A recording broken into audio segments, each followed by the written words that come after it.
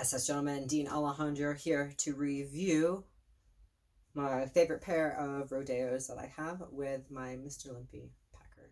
So if you're new here, you know I'm going on a theme this past month of reviewing Packers and STPs and packing briefs that go with it.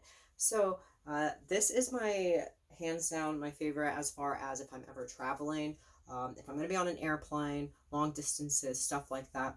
Now, if I want to do something a little bit more active and I want a little bit more security, I go ahead and I do my self like packing with my spandex just so I have it firm, as you've seen in my first video.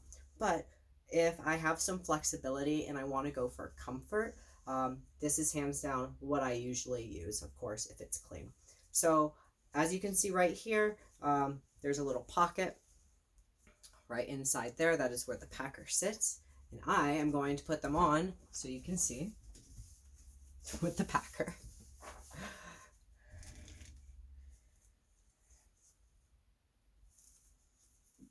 I would definitely recommend these 100%. This is what it looks like with the packer front. The packer just sits right in there. And yeah, I haven't tried them with an STP or with anything else.